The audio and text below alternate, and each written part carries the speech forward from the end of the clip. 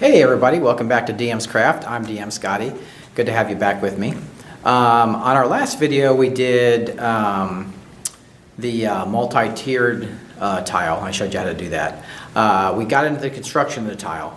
Now this time I'm going to do, this is the painting of the tile and the finishing out of the tile.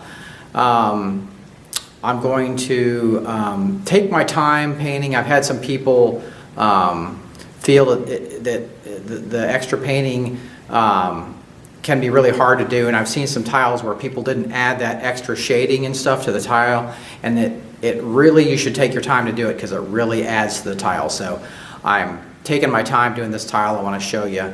Also, I'm adding some pillars to the tile, and it's the same kind of technique that I did with the stalagmites, but I'm doing root pillars, and I want to show you those. So let's get to it, and welcome back.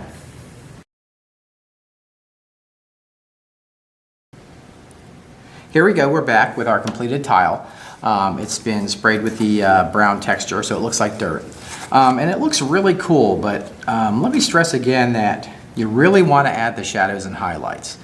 I've seen some people show me some pictures. They've done some tiles, but they haven't added the shadows and highlights, and it really makes a huge difference. So take a look at this and see, remember what this looks like, and then when I finish with the shading and everything, just see how much better it will look. And it's very easy to do. A non-painter can do this. I know I've painted these tiles before, but I'm going to go step by step again, so that some people who aren't as comfortable with painting can get more comfortable with it. And with, like I say, with a little bit of practice, you'll be very comfortable with this. So all I'm going to do for now is I'm going to take a chisel brush and I'm going to trace out the shadows. So I've got some very watered down black. Now let's get that on my brush. And I'll just start going around the edge. And this really pops that edge out. It really gives it dimension, because these tiers are supposed to be higher than one another. So we'll go on the next ledge, and this is just watered down black. It couldn't be easier to do this, and see, it's just taken me seconds to fill these edges in. So I'll just turn it around and do this side. It's just the same thing. I'm just following the edge. Nothing complicated. So I'll do that. Follow that edge. And then I just have one last edge. The rear edge. Now on this tile I've also got the whole, you can't see very well because of the brown texture paint that's not highlighted or anything, but I've got the holes that I put where the mites are going to come out of. So I'm going to fill those in with black. I got two on this side and two on this side. So let's fill those in with black. Okay, now I'm also going to do some a little bit of black on the vines also. So I'll just kind of trace. This is very watered down black. I'm just tracing around the vines, and this just gives a little extra shading.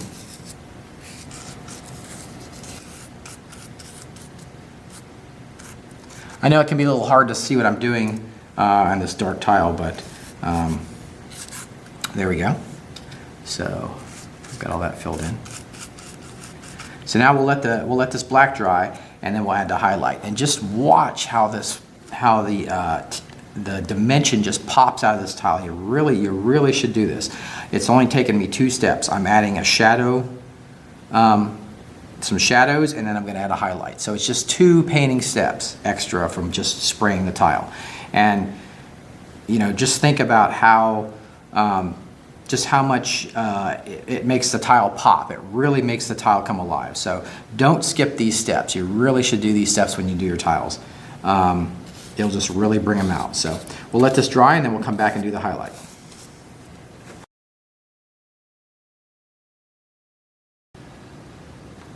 So here's my tile. All the black is dry. It's only been like 10 minutes. So it's not like you have to wait that long for it to dry. Now I want to make sure you know that all the paint I'm using is craft paint. You can get it at any craft store. It's just acrylic craft paint. You don't need any special kind of paint or anything. It's all water based. So with dry brushing, it's different. Where the highlights you want to kind of water down the black, with the shadows you want to kind of water down the black. With the highlights you want to just put it directly on the brush. So dry brushing is you just dip your brush in and get some on the brush. You're not saturating the brush. You're just getting some a little bit on there. And it does take a little bit of practice, but it's not hard to do. So now I've got some on the brush, and I'm using a big brush. It'll just be easy to do the whole tile. So I'm just gonna do the edge and see how that detail just starts to pop out there. Now I'll do the edge of the. Look how that shelf really pops out. That really pops out. And then I'll kind of drag it over the tile to get the roots. And then the holes, the mite holes I've got up here, and some more roots. So yeah, there we go. So see how that stuff just really pops out. That the vines all pop out. These really look like they're above the others from the shadow and the highlight. So we'll swing that around, and now we'll do the other side. And I'm just loading the brush. I'm not getting too much on the brush, just a little bit. It is kind of a fine line between getting too much and too little, but with practice you'll get used to it. It's better to start with too little and then add more than to put too much. So there we go. And you see with this big brush, I did that whole section without reloading the brush. So you're really going to pick out that edge. And there I'm just hitting the top, I'm just dragging it over the top of the tile so I can get that, those roots to pop out. And there's the rings of the mite holes there that I did with the glue gun. So I'll make those stand out. And there we go. Now I'm going to load the brush a little more for the center of the tile.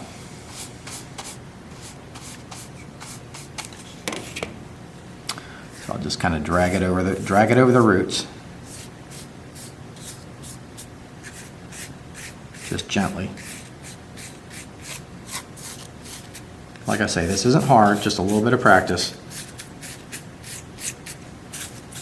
And it's best when you're practicing, like I said, to put too little, don't load the brush too much, because you can always add more if you feel like you're not getting enough color on there. And generally colors will be brighter when you first put them on, and then they'll darken up after they dry, so keep that in mind. And I'm just going to add a few flicks on there that just kind of add some variation. And there we go. So we've got a completed tile, and just look how much better that looks than just the standard spray on there. It took a little more time, but if you do your whole dungeon at once, or you do a bunch of tiles at once, you can just pop right through these very easily. Hour or so you can have all your tiles dry brushed and highlighted and shadowed and dry brushed. And so I've got that. So now what I'm going to do on this tile is I'm going to do, I made some pillars that are going to go in the center, and I'll show you that.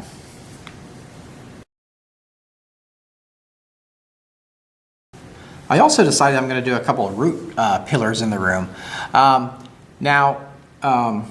This is done virtually identically to the stalagmite pillar. This is just a toilet roll.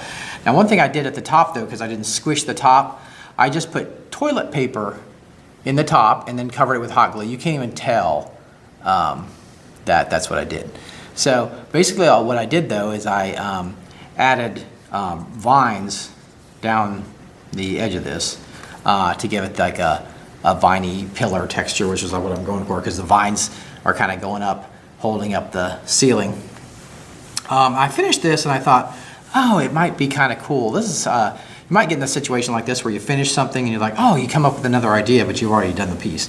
No problem, you can always easily add stuff to anything you make, so don't worry about that. So what I came up with was, I thought it might be cool to have like little vines popping out, but I didn't want to make them too sturdy because they might dangle down and the figures will bump into them, and if there's something that's sturdy, the figures will get pushed away or can't get up where they move where they need to.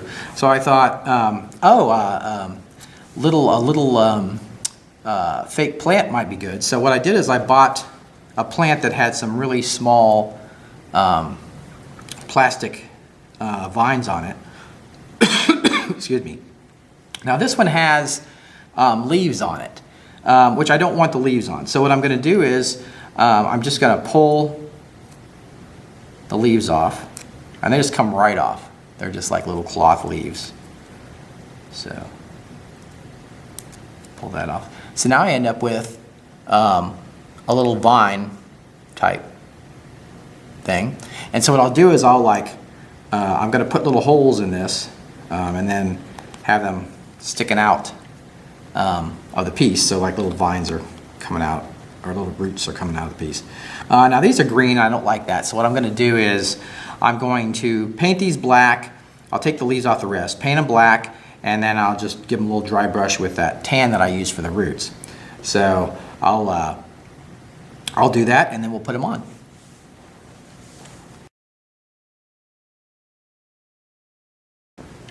Here's my pile of plastic vines that I painted black with a spray paint. So what I'm going to do now is I was just going to show how you attach them, but I wanted to show how you paint them, because these kind of things can be kind of tricky. So what I'm going to do is just line up all the stems and then put my finger on it. And then I've got the brown paint, the dark brown paint that I'm using for the root column. And I'll just get it on my brush. I got a little bit of water, not too much, and I'll just go like this.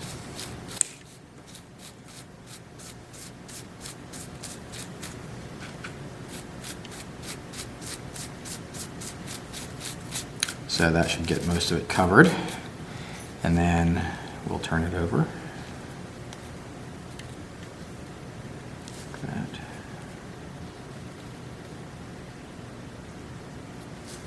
The same thing.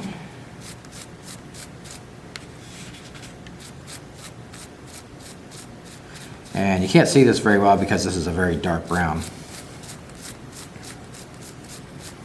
I'm just painting that on. Get loose. If you ever get any of this paint on your hand, just wash it off with soap and water, so no biggie. So there we go. We've got our roots, and we'll let those dry, and then we'll do the same thing with the highlight.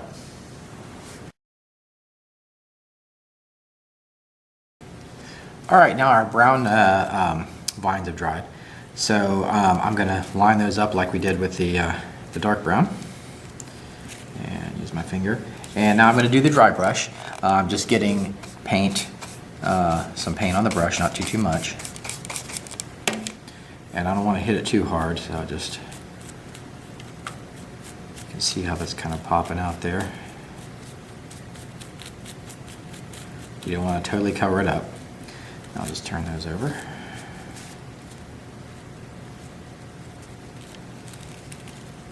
And hit them again.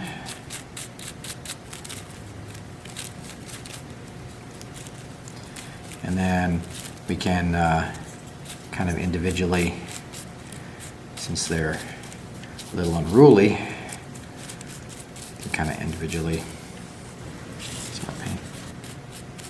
And these will dry much quicker than the dark brown, so because it was more liquid.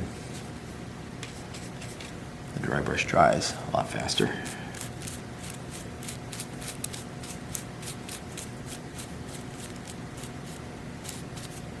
So there we go, there's our roots.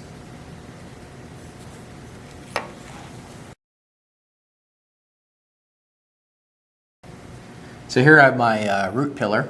I'm going to start adding these to the pillar. So I have 5, so I'll add 3 to one and 2 to another. So what I'm going to do is I'm just going to take my X-Acto and poke the pillar and kind of twist till I make a big enough hole that the piece can fit into.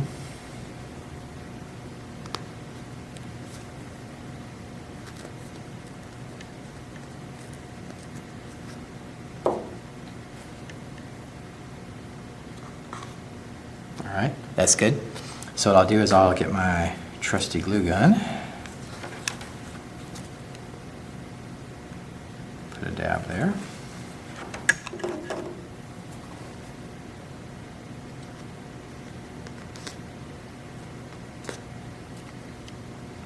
Stick it in there. And there we go. We got the piece sticking off.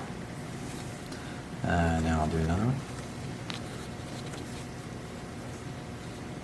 I'll do it up a little higher here this time. Twist it. Just a little hole in there. Okay, perfect. So I will just a dab of hot glue on there. I'm gonna have this one kind of hanging down. I'll do it like that. So there we go. So now I've got that with the two pieces on it. And so now I'll do the other one and we'll be finished.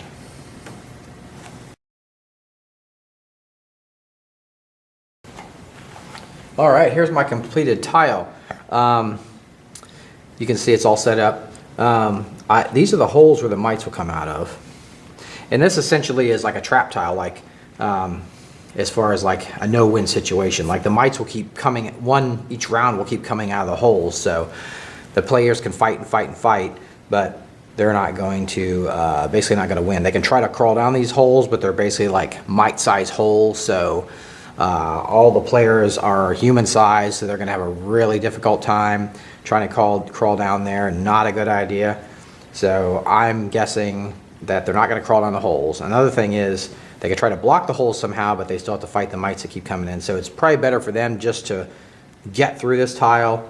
Hopefully they'll figure that out soon after they enter. I've got those two root columns in the center of the room. These just come right off and I can reuse them in other tiles. I added the roots. Now the thing I like about these roots is this one's very low, but it's not going to interfere with the figure because it's so light. The figure can easily just brush it aside, so I don't have to worry about that. So that's what's nice about these plastic roots. They just move right out of the way. Now I'll put my party down so you can kind of see the size of this. So you can see this is a pretty big tile. So that's my 4-person party there. And I've got some mites.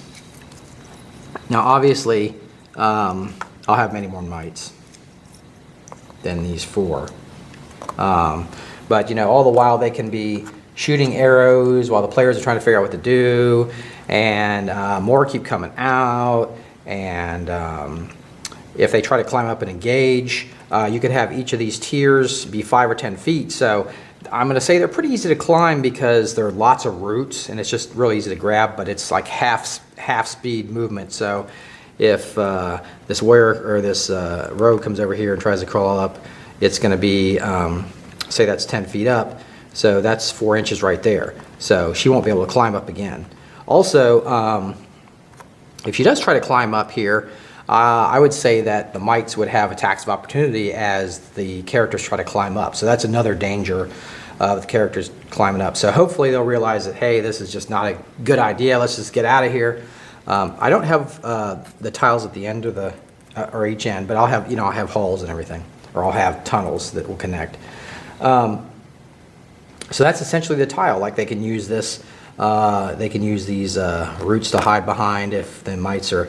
So if, you know, fire's coming from this side, they could get on this side at least. You know, they wouldn't have the fire from that side hitting them. They have hard cover. So yeah, that's how that worked. Now,